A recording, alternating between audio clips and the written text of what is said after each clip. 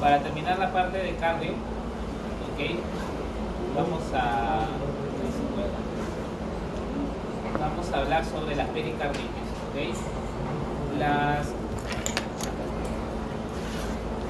Antes de comenzar hablando de pericarditis, vamos a hablar de algunos criterios, algunos términos que son usuales al momento de hablar de la inflamación del pericardio, que es la pericarditis. En primer lugar, vamos a hablar de derrame pericárdico, ¿okay? Que hace referencia a una acumulación de líquido en el espacio pericárdico, ¿okay? El líquido en el espacio, ¿okay? Puede ser aguda o crónica, como lo vamos a ver ahorita, ¿okay? Luego también tenemos el hemopericardio, que es otro término clínico que se usa bastante en los hospitales. Son términos clínicos, ¿ya? Que tienen que ir familiarizando, así como derrame pleural, ¿no? O así, ¿no? Eso también tiene sus nombres. Ya acumulación de sangre en el espacio pericárdico. Y pericarditis purulenta, a pesar de que la pericarditis purulenta también es una clasificación de las pericarditis. ¿Pueden cerrar la puerta? De ahí si van, sientan, ya tocan la puerta. La pericarditis purulenta, ¿okay? Es un término que vamos a verlo dentro de la clasificación, pero también se usa como un término clínico, ¿okay? Ustedes van a ver que lo usan indiscriminadamente, independiente de la clasificación que vamos a tocar el día de hoy, ¿okay? Así que pericarditis purulenta hace referencia desde el punto de vista clínico a la acumulación de pus en el espacio pericárdico, ¿okay? Esos términos tenemos que hablar. Ahora, cuando hablamos ya de pericarditis, la pericarditis es la inflamación del pericardio, ¿okay? Hay que tener en cuenta que el corazón tiene las siguientes capas, ¿no? La capa más interna, que es el endocardio, ¿okay? Luego le sigue la capa muscular, que es el miocardio, ¿ya? Luego le sigue una capa de tejido adiposo, y donde vamos a encontrar vasos, tejido adiposo. Por acá van a descubrir, por ejemplo, las arterias, la descendente anterior, la circunfleja, que son ramas de la arteria coronaria izquierda por este lado del corazón, que se llama el epicardio, ¿okay? Y el pericardio en realidad viene a ser el epitelio que cubre el epicardio, ¿okay? Hay dos tipos de pericardio, que es el visceral, el que está adosado al corazón, y el parietal, que entre los dos van a formar el espacio pericardio, ¿okay? Entonces la pericarditis hace referencia a la inflamación del pericardio, del epitelio, ¿okay? Del epitelio. Normalmente no se compromete el tejido adiposo, que es el epicardio, ¿ya? No van a pensar de que entre el músculo y el pericardio no hay nada, hay tejido adiposo, y eso se le conoce como epicardio, ¿ya? Entonces, la pericarditis vamos a dividirla en dos tipos, así nada más: aguda y crónica, ¿ya? Lo más frecuentes son las agudas, ¿okay? Las crónicas son menos frecuentes. Si alguna vez se topan ustedes con algún tipo de pericarditis, lo más probable es que se tomen con una pericarditis aguda, ¿ya? Ahora, nuevamente, la pericarditis aguda también tiene sus divisiones. Vamos a tener las siguientes: la pericarditis serosa, la pericarditis fibrinosa, o también conocida como serofibrinosa. Tenemos la pericarditis purulenta. Nuevamente, esta es la clasificación, y este es el nombre de la clasificación, ¿okay? No hablando del punto de vista anatomológico, no desde el punto de vista clínico. Y finalmente la pericarditis hemorrágica, ¿ya? En general, ¿qué cosa causan las pericarditis? O sea, independientemente si son agudas o crónicas, ¿qué van a condicionar a la inflamación del pericardio? Tenemos varias causas, ¿no? Infecciosas a la cabeza, que pueden ser virales, bacterianas, ¿sí? Y estas son un tanto menos frecuentes. También tenemos las de tipo inmunitarias asociadas a fiebre reumática, al lupus, esclerodermia, también al síndrome de Delia, que es como una especie de enfermedad autoinmune post-infarto, y otras como la uremia, y esta en realidad es menos frecuente, ¿okay? Cuando ustedes vayan a los hospitales y vayan a ver un paciente que está hospitalizado por pericarditis, por derrame pericárdico, que es secundario a la pericarditis, tienen que buscarle antecedentes de enfermedad renal. O sea, el paciente está cursando con una injuria, ya que sea insuficiencia también, insuficiencia renal aguda, ¿okay? O una crónica reagudizada, más o menos así, en la cual el riñón no puede filtrar la urea, ¿okay? Y empieza a elevarse la sangre y la hiperuricemia va a condicionar a la formación de pericarditis, ¿ya? Y la radiación. Entonces nos acordamos de esta clasificación. Ahora, la crónica, ya para terminar, tiene también dos clasificaciones. La primera es la mediastinitis con pericarditis adhesiva, mediastinitis con pericarditis adhesiva, ese es el nombre, ¿okay? Y la otra es la pericarditis constrictiva, ¿ya? Las etiologías se van a compartir entre las dos, es decir, puede ser de que infecciosas entre las purulentas, por ejemplo, ¿no? Una bacteria es una causa, pero las infecciosas también pueden dar crónica, ¿sí? O sea, la diferencia entre aguda y crónica no discrimina las etiologías. La misma etiología que te puede producir una pericarditis aguda también te la puede producir una crónica, es independiente. En todo caso, lo que te dice la aguda y la crónica son los estadios de la pericarditis, ¿no? De una crónica a veces, normalmente, a veces evoluciona a una aguda evoluciona a una crónica. Pero las etiologías pueden compartirse en ambas, no necesariamente son de la aguda, exclusivamente las etiologías, ¿ya? Y acá tenemos, ¿no? Tenemos la serosa, la fibrinosa o la serofibrinosa, la purulenta, la hemorrágica. Estas dos, la adhesiva o la pericarditis con mediastinitis adhesiva y la pericarditis constrictiva, pertenecen a las crónicas. De acá pertenecen a las agudas, ¿no? Acá tenemos las etiologías, por ejemplo. La serosa, normalmente las etiologías se comparten con la fibrinosa, casi siempre se van a compartir entre ellas. Por ejemplo, en ambas tenemos la uremia. En ambas tenemos lupus. Fiebre reumática también. Fiebre reumática, acá también fiebre reumática, ¿ya? Y también causas que normalmente son causas no infecciosas, pero también pueden condicionar infecciosas. Uno esperaría que la purulenta sea la más representativa de las infecciosas, ¿no? Pero también hay infecciosas que pueden condicionar a pericarditis serosas y fibrinosas, como cuáles, por ejemplo, las virales, ¿no? Las virales no te van a producir pericarditis purulenta, lo más probable es que te produzca una pericarditis de tipo serosa o serofibrinosa o fibrinosa, ¿okay? Entonces, no todas las pericarditis están en el grupo de las serosas o las serofibrinosas, no todas son no infecciosas. Hay un pequeño grupo que son del tipo infecciosas pero virales, ¿ya?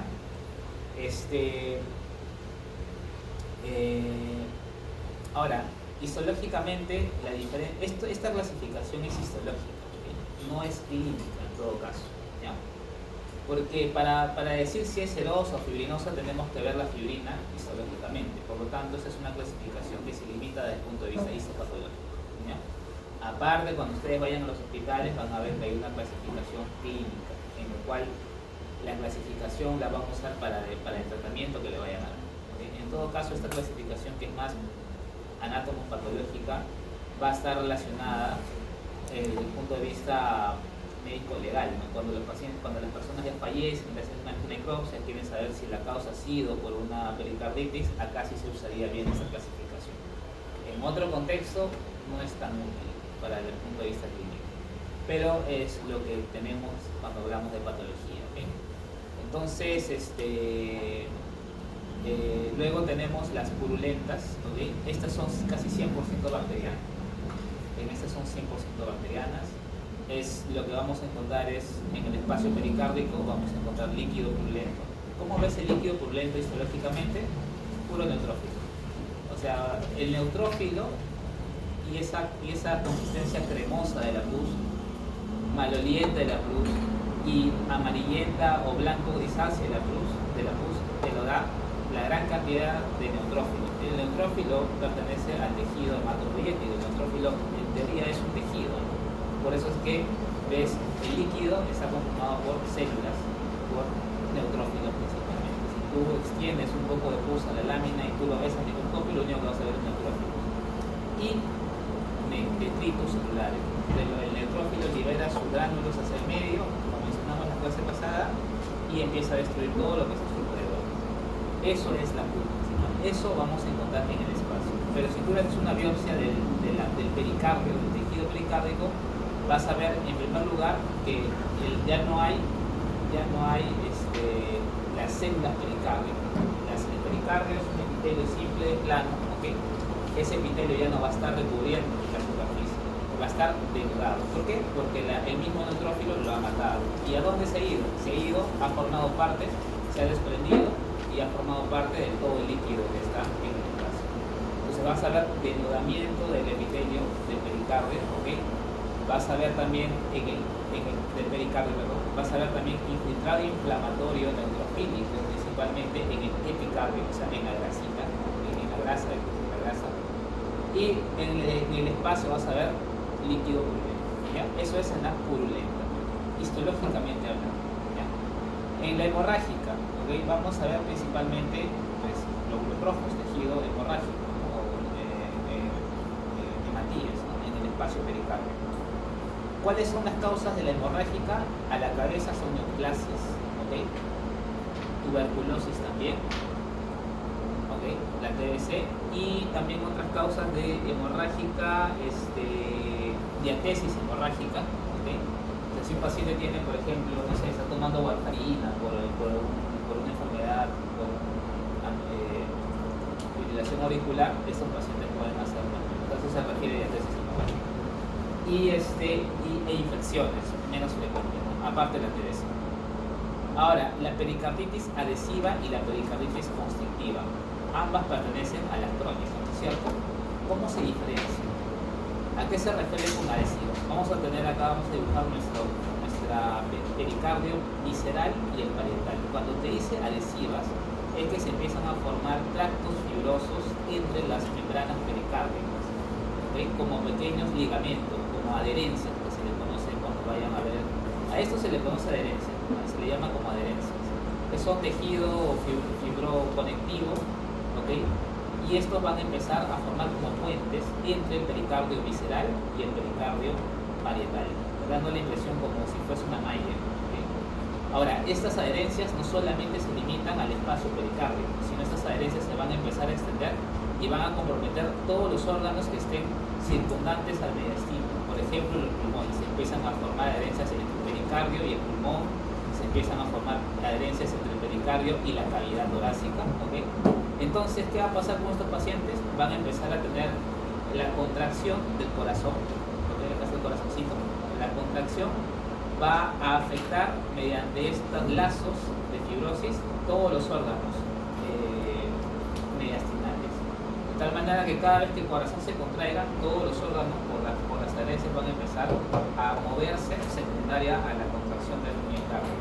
Y es una manifestación clínica, semiológica bastante importante de estas pericarditis adhesivas, en el cual todo el tórax se mueve al unísono con el corazón, precisamente por las adherencias, ¿okay?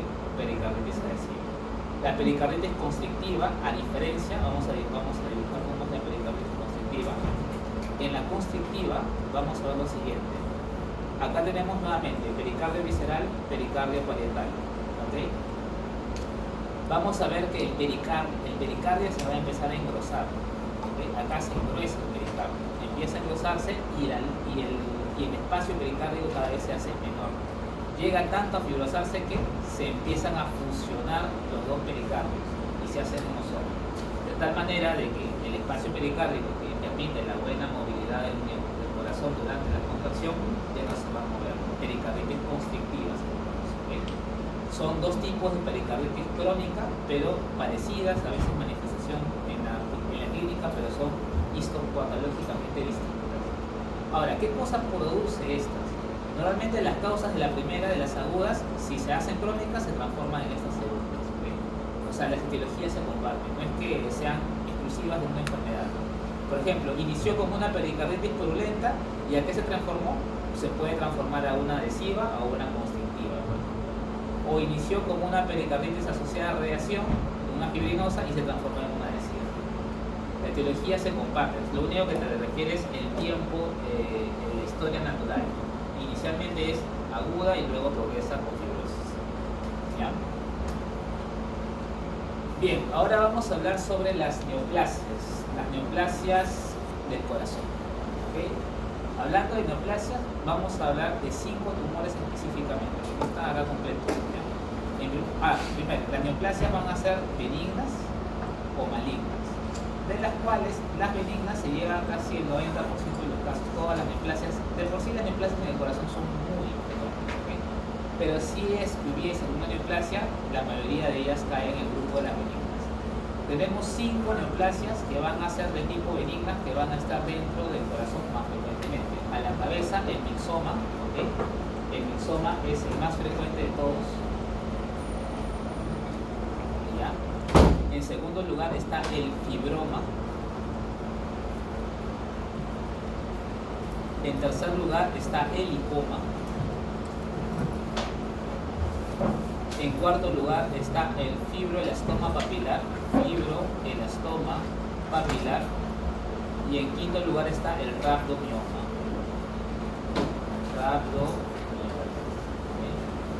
Por eso les dije, esto no está completo.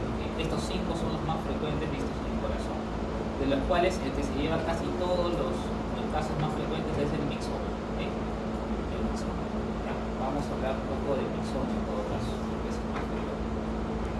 En el mixoma es una neoplasia que se origina normalmente en el tabique interauricular. Acá tenemos la aurícula de izquierda, derecha. Normalmente se origina en el tabique, justo en la zona donde estaba la fosa oval, ¿no? Porque esto es en pacientes adultos, ¿no? Donde antes estuvo la fosa oval, justo en esa zona. Como normalmente es una neoplasia que puede ser o bien pediculada o puede ser una neoplasia césica, sin pedículo.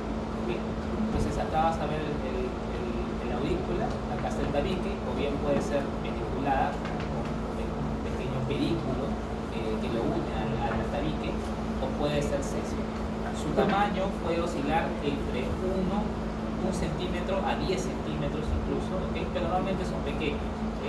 Normalmente los pediculados se mueven con la contracción de la aurícula y el ventrículo, y cuando le hacen taquicardia parece como una pelotita dentro del aurícula que se mueve así. ¿Okay? Eso pasa con los pediculados, con los césiles no pasa eso. ¿Ya? Normalmente el lado izquierdo es el más frecuente donde se encuentran, ¿okay? Donde se encuentran los mixomas, y pueden ser de dos tipos. Pueden ser esporádicos o familiares. ¿A qué me refiero a esto? Esporádicos es que la persona no tiene ningún antecedente familiar, ¿ok? Ya, pues de mala suerte le salió su mixoma así, de piña. En cambio, el familiar sí hay una especie de herencia mendeliana, en donde el hijo, el nieto, y lo va heredando a sus familiares. Normalmente los familiares, ¿okay? Se han visto que tienen predisposición, mutaciones genéticas específicas en el caso de los familiares, ¿no? Uno de los más frecuentes es la mutación en el gen GMA-S1, que codifica la subunidad alfa de una proteína G de tipo S. Acuérdense que de las proteínas G había S, I, no sé qué más, y cada proteína G, ya que es heterotrimérica, tenía 3 unidades, alfa, beta y gamma. Este gen justo codifica la subunidad alfa de la proteína G de tipo S. ¿Okay? La proteína G de tipo S. ¿Ya? La segunda mutación, y esto normalmente se observa en síndromes. ¿Qué síndromes? En el síndrome de McCune-Albright. ¿Okay? La segundo grupo de mutación es a nivel de la PRKA1A,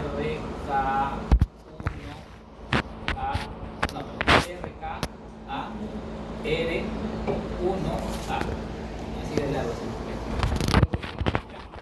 Este gen sintetiza, o sea, todo está relacionado con la vía de la proteína G, con la vía de la proteína G. Tú tienes tu proteína G acá, este es el receptor acoplado a proteína G, acá tú tienes la proteína G heterotrimérica, alfa, beta, gamma. La alfa se separa para inducir a la N-acetociclasa, activarla y que se forme AMP cíclico. El AMP cíclico luego va a activar a una proteína quinasa A, dependiente de AMP cíclico. En el caso de los pacientes con mutación en el gen GNAS1 tienen mutación a nivel de la subunidad alfa de la proteína G. Y estos son síndrome McCourt-Albright. En cambio, los pacientes con el gen PRKAR1A1 tienen mutación a nivel de esta, la proteína quinasa A dependiente de ciclina. Entonces, ambos, y estos están asociados al síndrome de complejo, síndrome de carne o complejo de carne, ¿okay? Que también es un síndrome, es una enfermedad de tipo síndrómico. ¿Okay? Entonces, si bien es cierto, ambos no tienen la misma mutación, pero comparten mutaciones en la misma vía, ¿no? Entonces producen el mismo tipo de tumores, ¿okay? Mixoides. Pero estos son en los familiares, ¿no? En los esporádicos todavía no se sabe cuál es la mutación exacta o las mutaciones son multivariantes. ¿Okay? Entonces, ¿qué más? Ya, histológicamente, ¿cómo se ven? Se ven células como que estrelladas u ovaladas que están inmersas en un estroma mixoide, por eso le llaman mixoma. ¿Qué es un estroma mixoide, doctor? Es un estroma que está conformado por proteínas de la matriz extracelular en mayor cantidad de tipo mucopolisacáridos. ¿Okay? A ver, la matriz extracelular tiene varios componentes de proteínas, ¿no? Por ejemplo, colágeno, proteínas como fibrilina, y también tiene mucopolisacáridos, ¿okay? Como los ácidos, el ácido hialurónico es el ejemplo clásico de mucopolisacáridos. Todos estos componentes de la matriz están perfectamente equilibrados. Hay un poco de colágeno, hay un poco de fibrilina, hay un poco de mucopolisacáridos, todos para que, por ejemplo, el tejido elástico el tejido conectivo sea elástico, pero tiene colágeno para que no se rompa, sea fuerte, ¿no? Y todo está equilibrado perfectamente. Pero estos pacientes tienen una predominancia en su matriz extracelular de mucopolisacáridos, por eso le da una consistencia media linfoide. No tiene una consistencia mucopolisacárica. Estos mucopolisacáridos forman parte del estroma del tumor, conjuntamente con las células estrelladas. ¿Okay? Mixoma. Por eso se parece como una gelatinita, ¿no? Puro mucopolisacárido, ¿no? Y acá está, ¿no? Tenemos células estrelladas, redonditas, ¿okay? Y la matriz es mixoide, ¿no? Es una matriz como si estuviese bien hidratada, porque el mucopolisacárido, al tener glúcidos, alta cantidad de glúcidos, se hidrata y por eso le da una apariencia como gelatina, ¿no? Como una apariencia viscosa. ¿Ya? Bien, como les dije, esta clase es bien rápida. Si tienen alguna pregunta me dicen, ¿ya? Porque ya ahorita vamos a terminar. Es bien rápida esta clase, no se preocupen. Vayan a estudiar. Vasculitis. Ya, acá sí la cosa se pone un poco... Este es lo más complejo de la clase de hoy. Ya, la vasculitis son inflamaciones de los vasos. Tenemos que hay vasos de gran calibre, también conocido como arterias, hablando de arterias, ¿no? Arterias y venas. Bueno, y por ahí linfáticos. Arterias, tenemos vasos de gran calibre, también conocido como arterias elásticas, ¿okay? Tenemos vasos de mediano calibre, también conocido como arterias musculares. Tenemos de pequeño calibre, luego tenemos las arteriolas y finalmente tenemos los capilares. Luego, igualmente, luego vienen las venas, ¿no? De vénulas de pequeño, mediano y luego ganga y así. Entonces, cualquiera de estas vasos se puede afectar, pero en las vasculitis la afectación es preferentemente de los vasos arteriales. ¿Okay? Eso es por un lado, comenzando por ahí. ¿Ya? Comenzando por ahí. Ahora, la vasculitis, vamos a borrar esto. Las vasculitis, patogénicamente hablando, van a estar explicadas por cuatro eventos patogénicos. El primero es por la formación de inmunocomplejos. El segundo es por anticuerpos anticitoplasmáticos. El tercero es por anticuerpos endoteliales. Y el cuarto es por una hiperreactividad de linfocitos T. ¿Okay? Estos cuatro eventos estos 4 eventos patogénicos explican la vasculitis. Ahora, una vasculitis, pues no es que tenga uno nada más, puede compartir, por ejemplo, ¿ya? La enfermedad de la vasculitis de la arteria temporal, ¿ya? Inicialmente es por inmunocomplejos, pero también podría tener por anticuerpos anticitoplasmáticos, o sea, se comparte, ¿ok? No es que una vasculitis solo tenga o sea, explicada por un evento, puede compartir 2, 3, incluso hasta las 4, ¿ya? Pero en general estos 4 eventos van a condicionar la formación de una vasculitis. Acá hay que hacer un punto aparte en los inmunocomplejos, ¿ok? Perdón, en los anticuerpos anticitoplasmáticos, ¿ya? Porque son anticuerpos anticitoplasmáticos contra neutrófilos. Y acá hay que detallar los conocidos ANCA. Tenemos 2 tipos de ANCA. Los ANCA ANCA C y ANCA P, ¿ya? Que ya no se llaman ANCA C y ANCA P. O sea, ¿por qué le decían ANCA C y ANCA P? Porque normalmente en la inmunofluorescencia los autoanticuerpos ANCA C pintaban alrededor del núcleo, ¿ok? Perdón, pues ANCA P, alrededor del núcleo, ¿no? Y perinucleares tiene el nombre, ¿no? Perinucleares. Y en los ANCA C pintaba todo el citoplasma, ANCA C citoplasmático. Pero esa clasificación o sea, el nombre ANCA P o ANCA P no es tan apropiado. Más exactos son los siguientes. Los ANCA C se le conoce también como ANCA antiproteinasa 3. Antiproteinasa 3. Así que si yo te pongo el examen vasculitis con ANCA antiproteinasa 3 elevado, ya tú sabes que es la C, porque es el nombre. El C es como el apodo, ¿no? El nombre real es, el nombre científico es antiproteinasa 3. Y el ANCA P es mieloperoxidasa. Entonces no son, o sea, si yo te pongo ANCA mieloperoxidasa positivo, ya tú sabes que son tipo, ¿ya? Si se dan cuenta, la antiproteinasa 3 y la mieloperoxidasa son proteínas que pertenecen a los gránulos de los neutrófilos. Estas proteínas están dentro.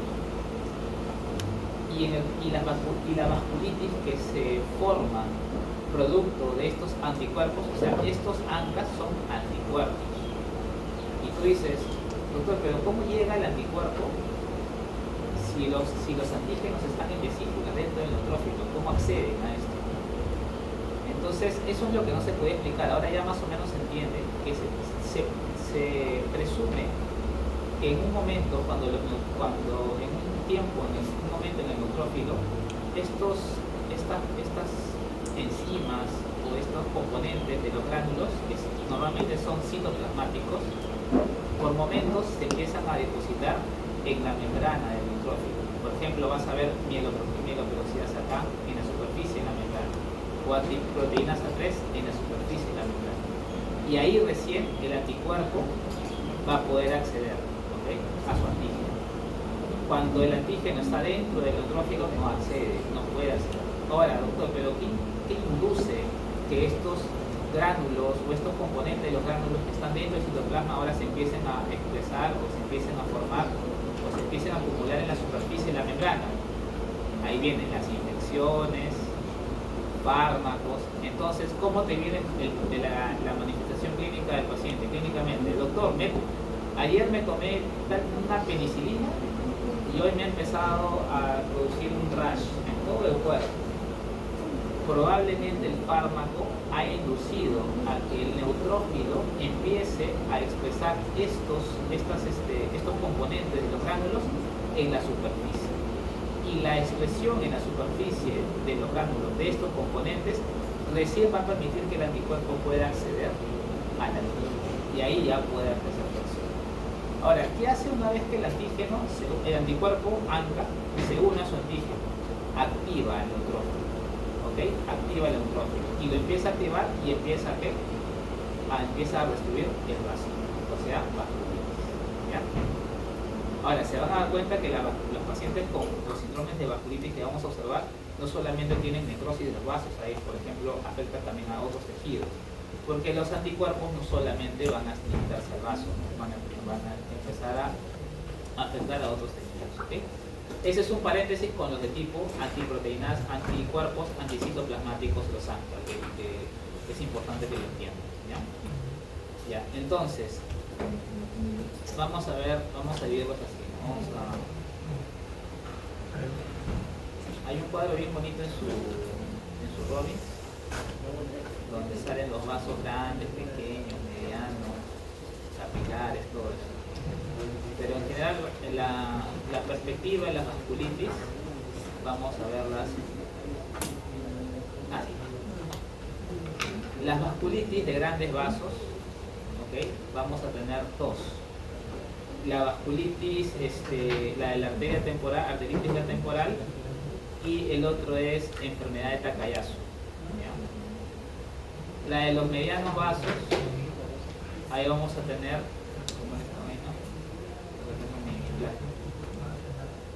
allá, las de medianos vasos tenemos la PAM, la poliarteritis nodosa, y tenemos la enfermedad de Kawasaki.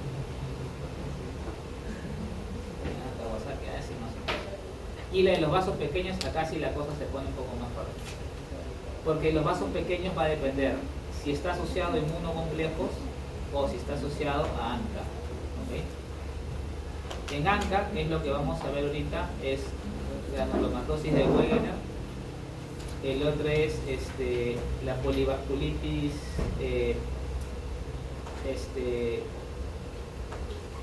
¿cómo se llama esta? El Chukka-Strauss. Y el otro es la polivasculitis microscópica. Y los asociados a inmunocomplejos, ahí tenemos el LES, el lupus, ahí tenemos la esclerosis sistémica, ahí tenemos por ejemplo el síndrome de Goodpasture, ¿okay? Y así, esta es la clasificación. Entonces, grandes vasos, temporal, Takayasu. ¿Ya? Medianos vasos, poliarteritis nodosa y Kawasaki. Y en pequeños vasos va a depender del mecanismo patogénico, por inmunocomplejos o ANCA. Si es por ANCA, Wegener, Chukka-Strauss o polivasculitis microscópica. Y si es por inmunocomplejos, las autoinmunes, ¿no? Sistémicas, ¿no? Lupus, esclerodermia, ¿cómo se llama? Goodpasture, ¿okay? Y entre otros que ya los van a ver en su imagen, está bien bacán. Ahora una vez que tenemos la imagen genérica de la clasificación de las vasculitis, pues comencemos a hablar de cada uno. Arteritis de las células gigantes. Normalmente las arteritis de las células gigantes o arteritis de la arteria temporal pertenece al grupo de los grandes vasos, puede afectar no solo afecta a vasos de calibre mediano a pequeño. Si bien es cierto, está dentro del grupo de las grandes, de calibre de grandes a medianos. Si bien es cierto, están dentro del grupo de las grandes, puede afectar a vasos medianos, a arterias musculares.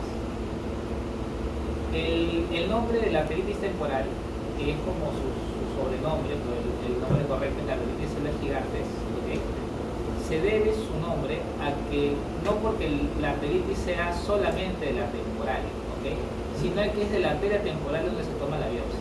Normalmente para que sea una biopsia tiene que ser más de 1 centímetro de arteria para tomar la biopsia. ¿Por qué más de 1 centímetro, doctor? Porque esta vasculitis es focal o no es segmental. ¿A qué me refiero? Que tiene zonas de afectación y zonas sanas. Zonas de afectación y zonas sanas. Si tú le haces una biopsia pequeña, puede quedar una zona sana y falsamente esté diciendo que no tenga nada. Entonces tienes que agarrar una arteria, la arteria es más de 1 centímetro, o al menos 1 centímetro, para poder decir, allá, es una arteritis de células gigantes. ¿Y qué encontramos? Encontramos granulomas. Granulomas. Las granulomas son el hallazgo histológico más representativo de la arteritis en la gigante. Entre otros hallazgos, pero el granuloma es lo más importante.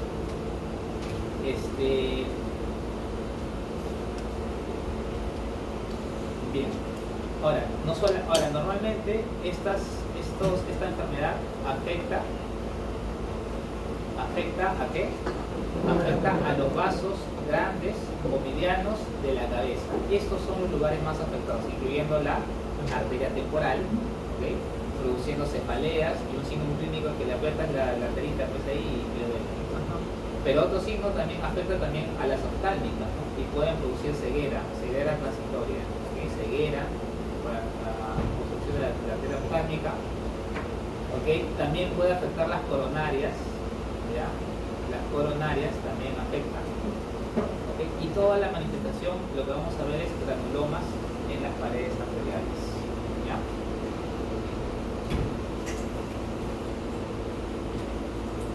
Otra cosa, una diferencia, habíamos visto que había acá, ¿no? Había la de la temporal y la de Takayasu, ¿no?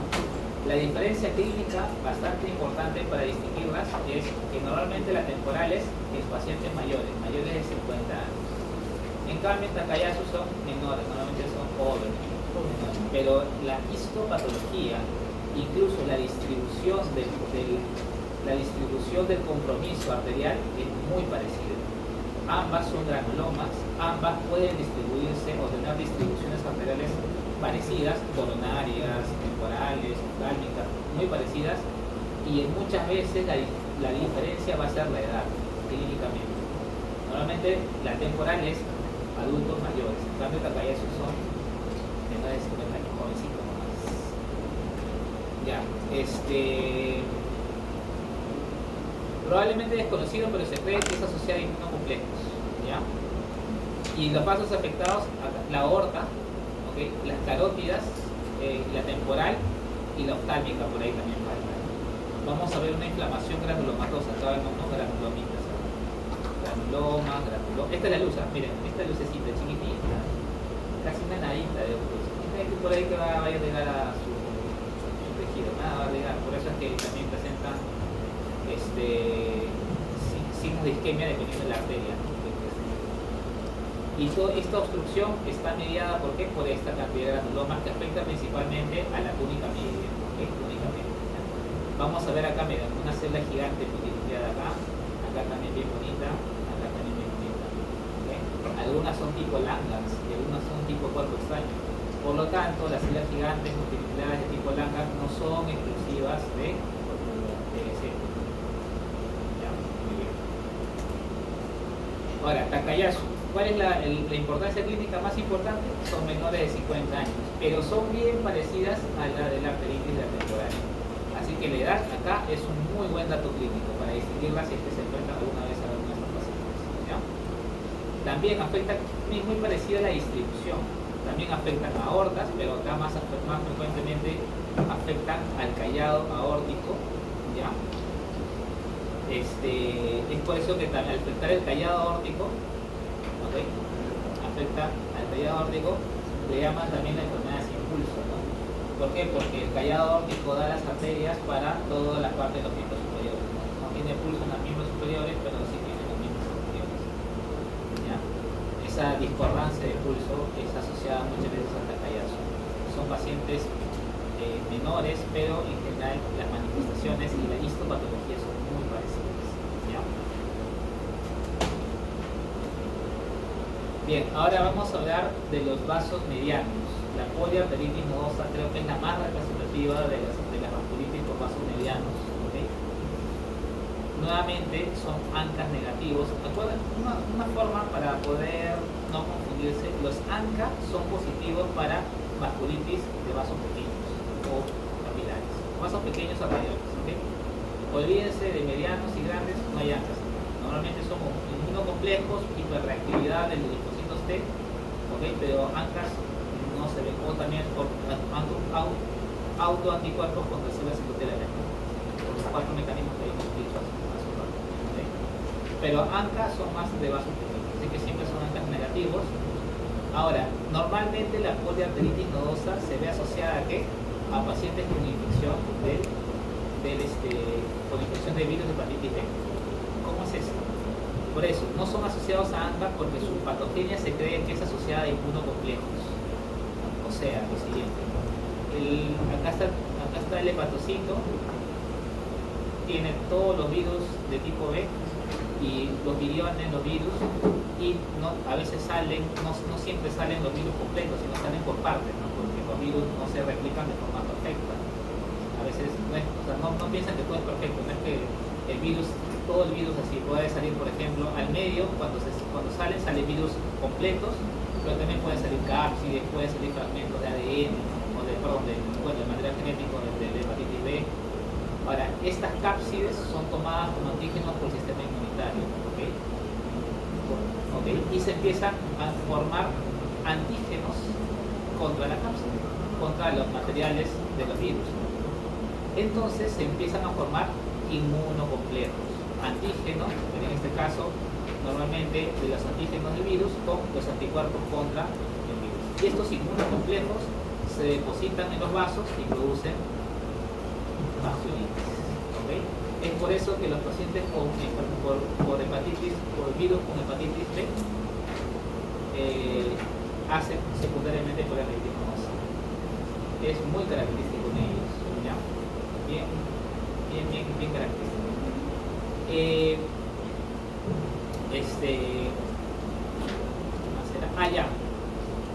Los viriones, la cápside del virus, tienen múltiples componentes que tienen diferentes nombres, ¿no? Por ejemplo, tenemos el antígeno S, antígeno superficie, el core, pero el que está asociado, el inmunocomplejo que forma la vasculitis es el S. ¿Okay? Es el S. ¿Ya? ¿Qué tipo de necrosis va a producir en el vaso? Acuérdense que esto es de mediano calibre, estamos en mediano calibre. Va a producir una vasculitis de tipo leucocitoclástica, así se llama, ¿okay?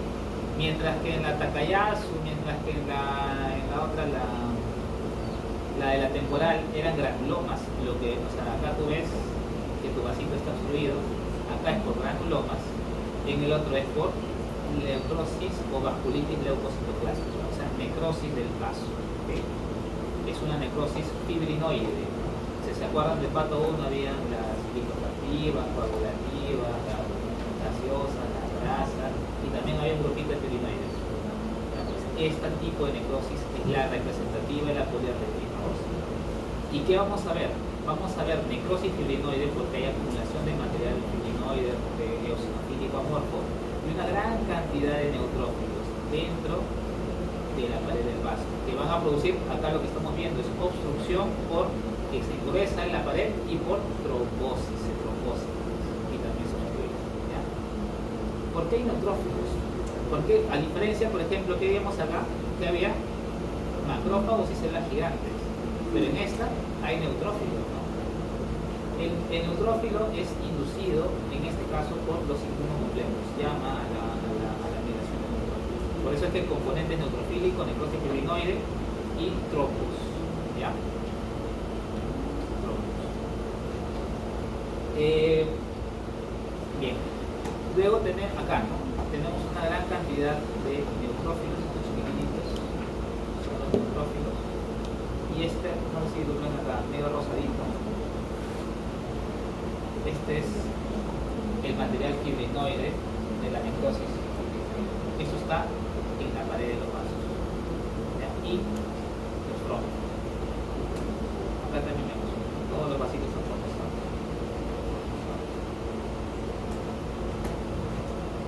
Bueno, acá no estamos hablando de otro.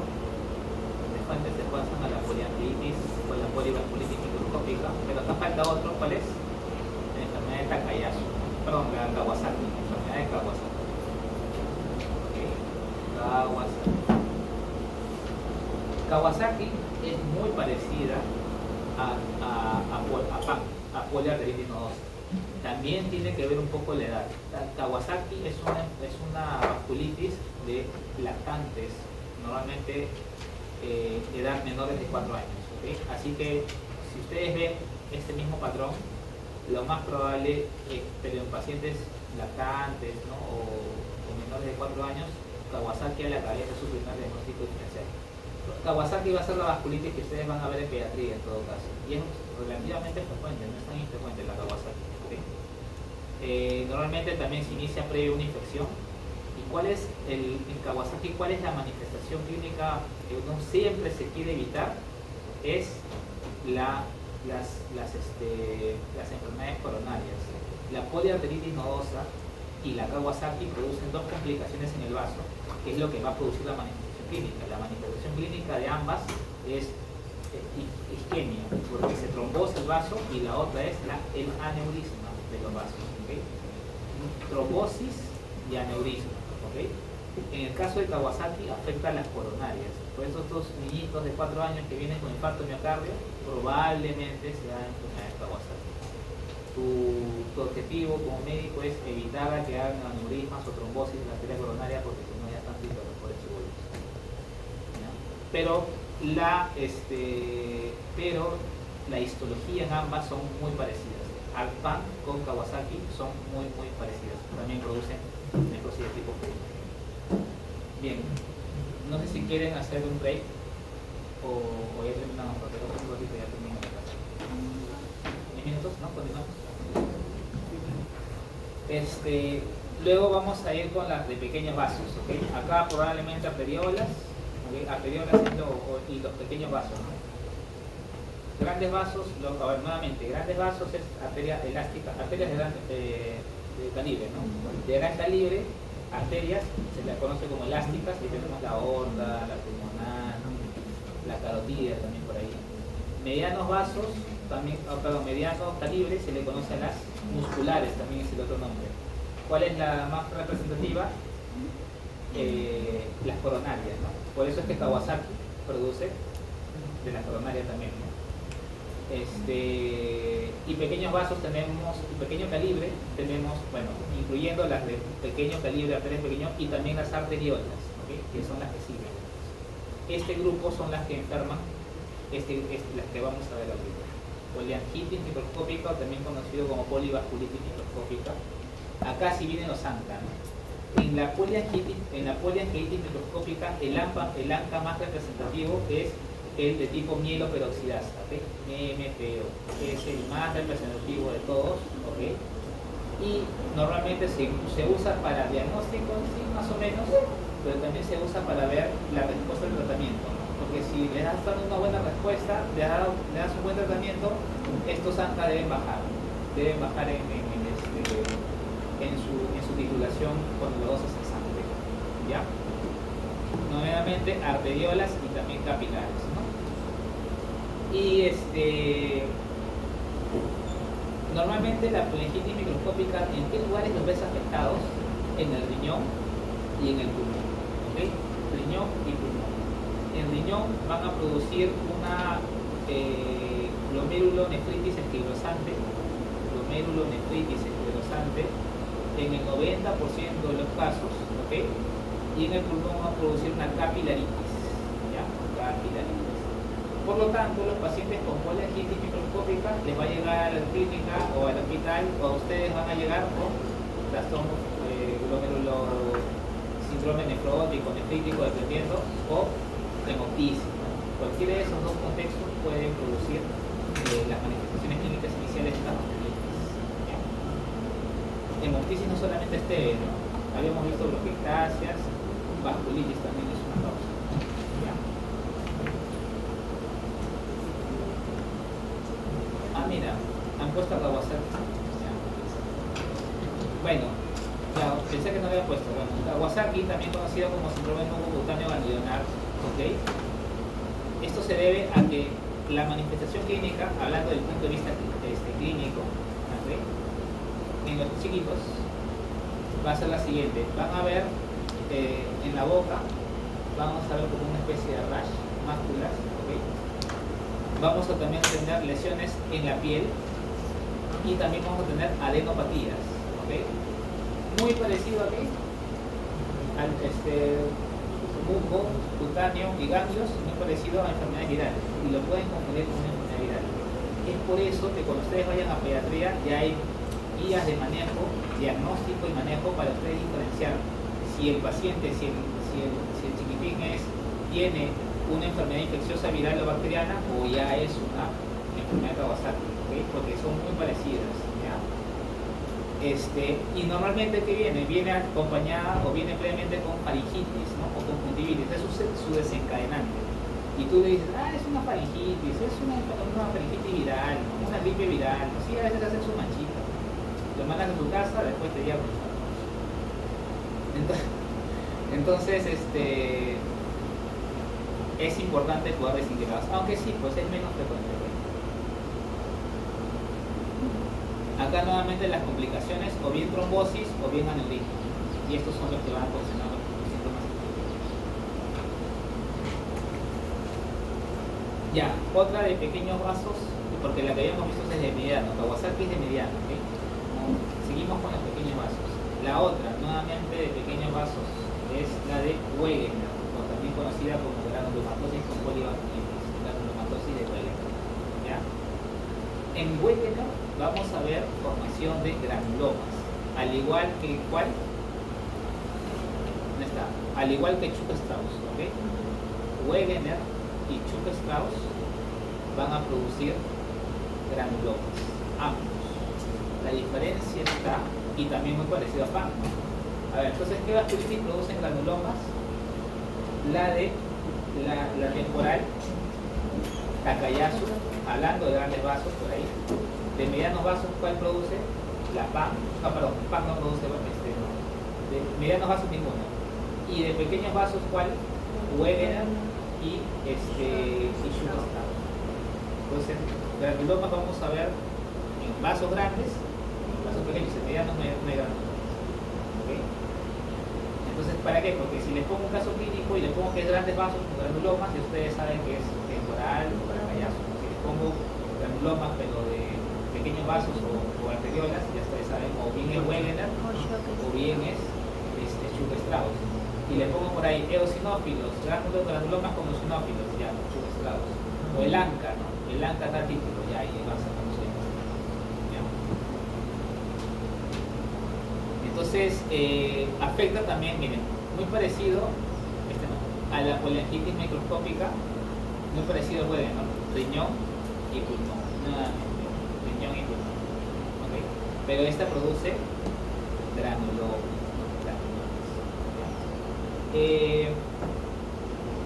El ANCA que está más elevado, el ANCA, es el ANCA antiproteinasa 3, PR3, ¿ok?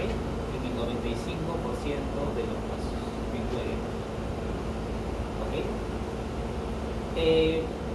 Y la pared de los vasos, ya que ya estamos hablando de vasos pequeños, tienen pared todavía, granulomas.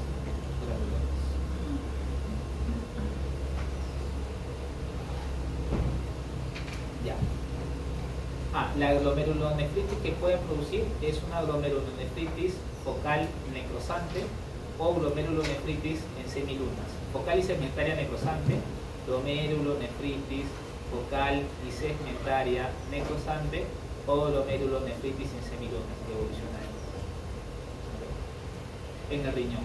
¿Ya? Y no hay acá Chukka-Strauss. Chukka-Strauss va a producir muy parecido histológicamente granulomas, pero con abundantes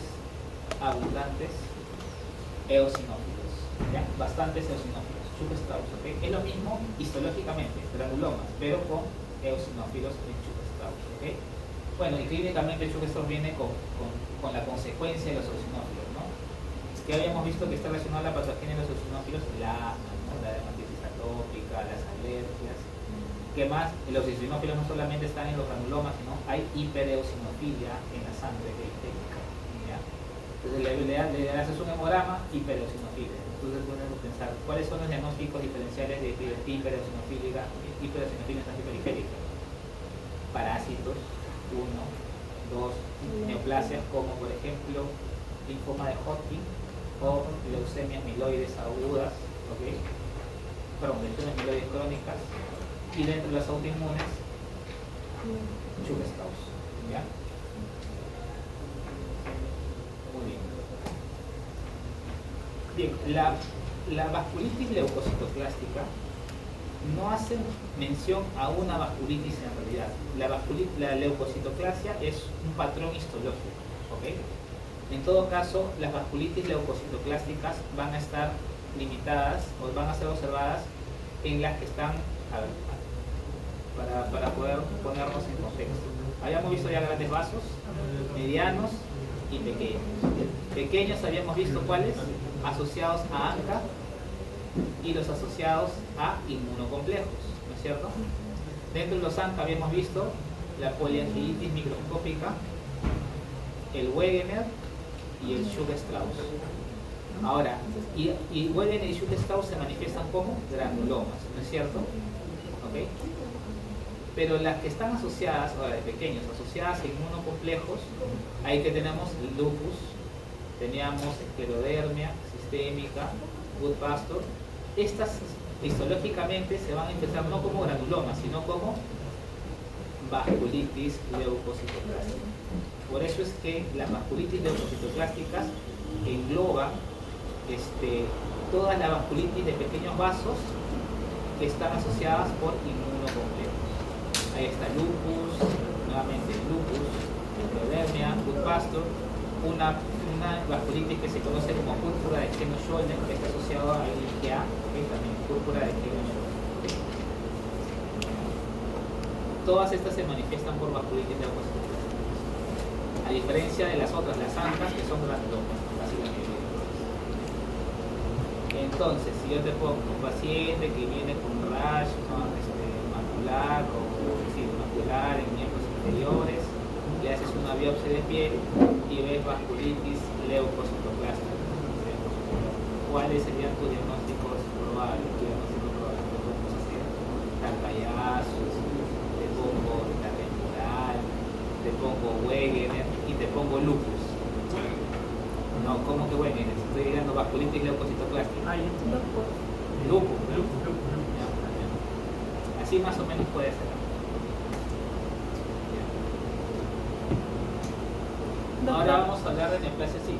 En Wegener y Schuch-Strauss ambos había hiperosmofilia. No, solamente Schuch-Strauss. Y en Wegener. En Wegener solo son granulomas. Ah, ya. Granulomas sin eosinófilos, Wegener. Granulomas con eosinófilos, Schuch-Strauss. En vasculitis, que estamos hablando de vasculitis. Ya. Ahora neoplasias vasculares. Bien, dentro de las neoplasias vasculares tenemos nuevamente las clasificaciones. Se dividen, en realidad son 4 grupos, ¿ya? Pero para hacer esto más tranquilo, 3 grupos más. Benignos, los de tipo borderline y los malignos. Esto borderline es como que yo les estoy diciendo porque realmente no es así, pero acá engloban 2 más y ya por ahí ya va más acorde con la teoría. O sea, ¿a qué se refiere borderline? Que son neoplasias que no encajan ni como benignos ni como malignos, tienen un comportamiento híbrido. A veces se comportan de forma benigna y a veces se comportan de forma agresiva, localmente agresiva o malignamente. ¿Okay? ¿De qué va a depender su comportamiento? No se sabe. O sea, algunos, por ejemplo, acá en este grupo que tenemos, los hemangioendoteliomas y el famoso sarcoma de Kaposi. Acá en el maligno que tenemos, los angiosarcomas, y en el benigno, pues de acá, los y el sarcoma de Kaposi, ¿cómo lo pones? Porque maligno, así como un angiosarcoma, no se comporta, pero tampoco se comporta como un angioma. ¿Okay? Entonces, ¿en qué grupo lo pones? Entonces, precisamente como es un comportamiento intermedio entre benignos, le han puesto esta clasificación intermedia. Es por eso que el sarcoma de Kaposi no está como que puesto en una medida específica. Bien, dentro de los hemangiomas tenemos varios tipos. ¿Okay? Tenemos el hemangioma capilar,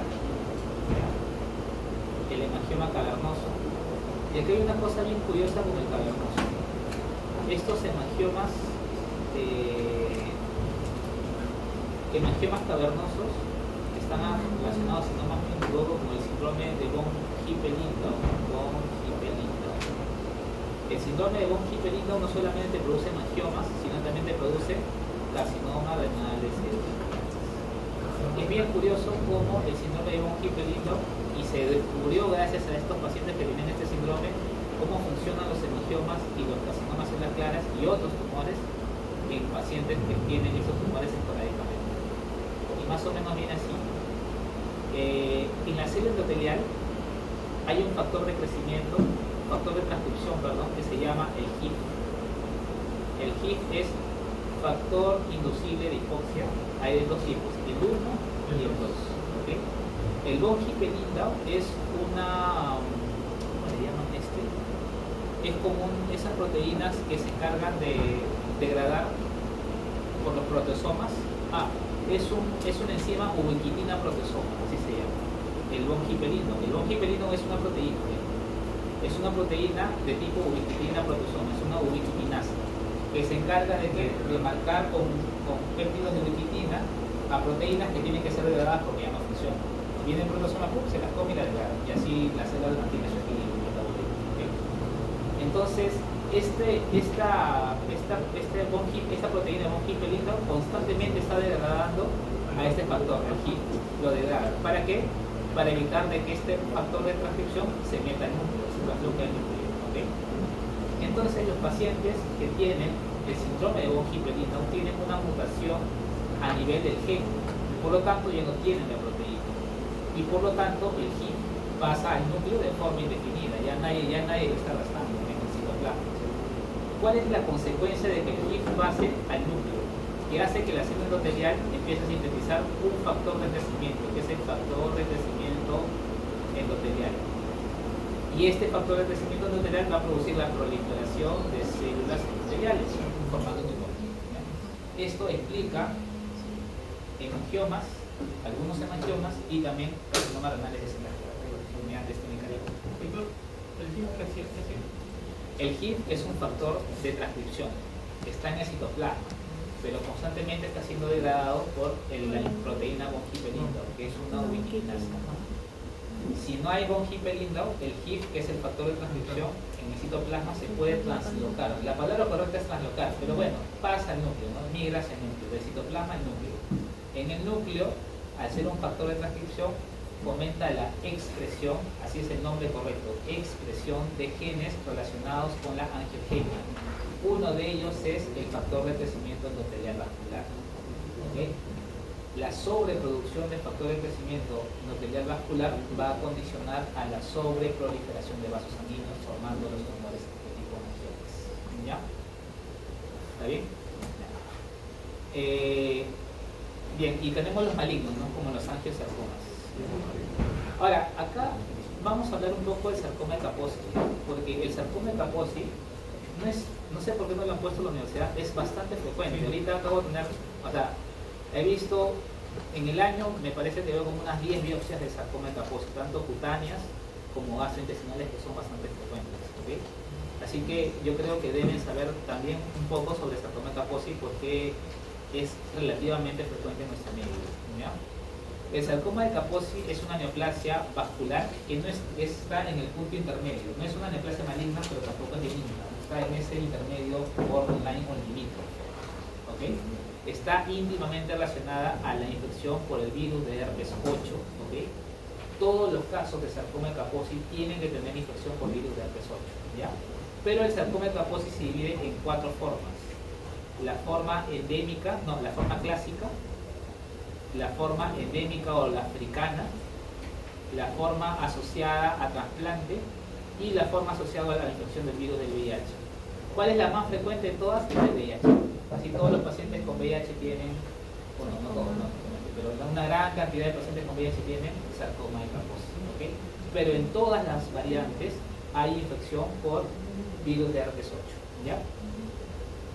Se cree que el virus de herpes 8 induce la formación del factor, del mismo factor de crecimiento que había sido inducido por el HIF, o sea, del factor de crecimiento endotelial vascular, pero por otro mecanismo distinto, no siguiendo el mecanismo del HIF. ¿Okay?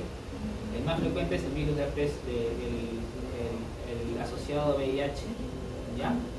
Y tenemos dos formas clínicas en que lo puedes ver. O sea, ¿cómo ves tú un sarcoma de Kaposi? Clínicamente en 3 estadios. En su estadio mácula, en su estadio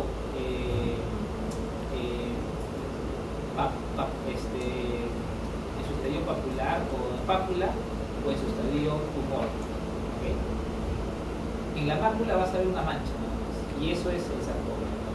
En su estadio de pápula vas a ver solamente una leve elevación, una ligera elevación de la piel si es que lo ves en la piel, son frecuentemente encontrados en piel, pero también lo puedes encontrar en boca, en tracto gastrointestinal.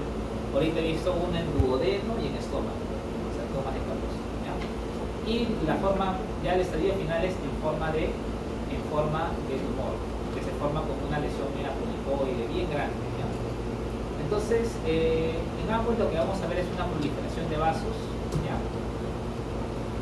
Una proliferación vascular bastante prominente, ¿ya? Y cuando le pido yo inmunohistoquímica para virus de herpes 8, ¿qué me pinta? Me pinta los núcleos de las células endoteliales, porque el material genético del virus está dentro del núcleo, está ahí. O sea, esta célula endotelial es la que usa, o el virus de herpes 8 es la que usa la célula endotelial como su maquinaria para producir su propio virus, pero necesita que el material genético del virus del herpes esté dentro del núcleo. Por eso es que cuando le pides la inmunohistoquímica para virus de herpes 8 te quita el dorsal. ¿Ya? Listo. Ya los linfangiomas son neoplasias benignas de los vasos linfáticos. Esto es bien interesante. Los vasos linfáticos siempre están drenando hacia dónde, hacia el ganglio. Por eso es que a veces hay linfangiomas con pedazos de tejido ganglionar. A veces es muy característico. Eso no es, por ejemplo, en los hemangiomas, que son de vasos sanguíneos. Ya bueno, los aneurismas. Vamos a hablar de esta de acá, de los aneurismas, para no hacer más hondo el asunto. Los aneurismas son ectasias, ¿ok? Ectasias vasculares. Normalmente los aneurismas los podemos ver en cualquier vaso, pero generalmente los vemos en vasos de gran calibre. Los aneurismas se pueden deber por 4 mecanismos patogénicos, hablando desde el punto de vista patogénico. El primero es que porque exista una mala calidad del material extracelular.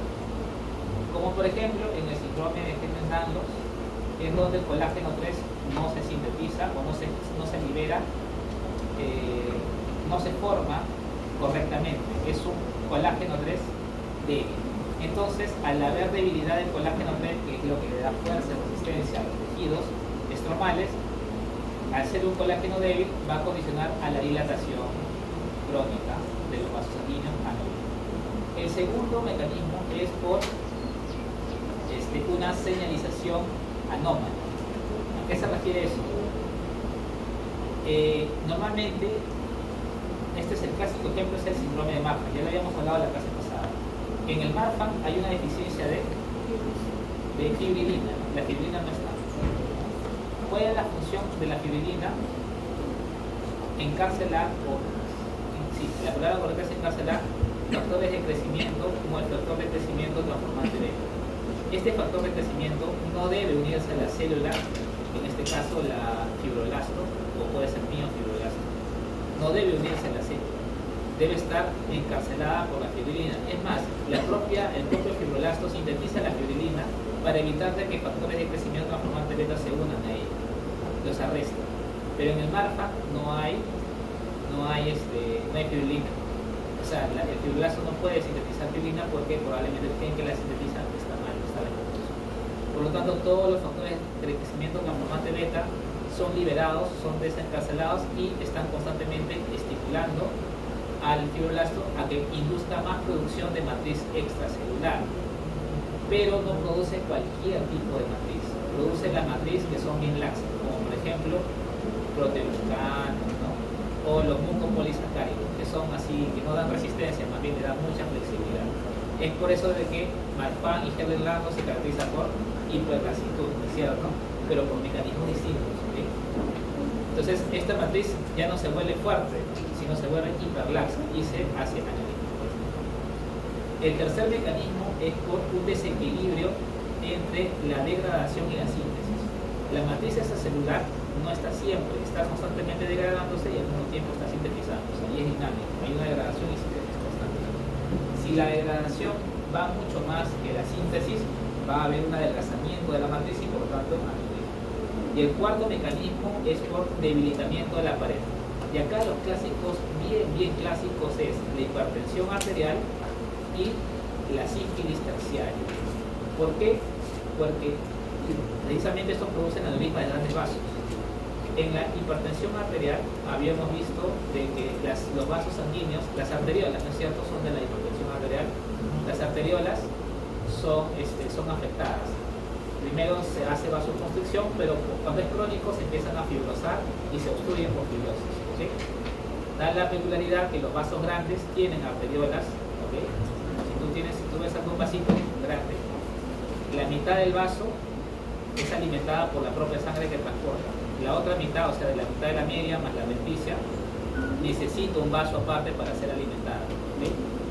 Si tú obstruyes esta basa que se llama basa vasorum, si tú lo obstruyes, en este caso por hipertensión, esta parte del vaso se te va a morir y se te va a hacer aneurisma. Es por eso que los pacientes con hipertensión arterial hacen aneurismas. ¿Okay? ¿Y por qué la sífilis terciaria? Acuérdense que la sífilis terciaria, las manifestaciones clínicas se debe a un proceso autoinmune. No es, y acá hay que detallar las epiloquetas de treponema. ¿Okay? Acá la sífilis secundaria y primaria sí, pero en terciaria todo tiene que ver con un problema autoinmune. De forma autoinmune se produce una vasculitis en la basa vasorum, igualito, que se obstruye y produce necrosis de la media y la adventicia, fomentando el debilitamiento de la pared con formación de aneurismas. Es por eso que la sífilis terciaria se manifiesta como con aneurismas, ¿no? Aneurisma de la aorta, aneurisma de la coronaria, aneurisma por todos lados. Y la hipertensión arterial. ¿Ya? Eso con respecto a los aneurismas. Ya bueno, lo demás lo leemos. Chicos, ¿alguna pregunta?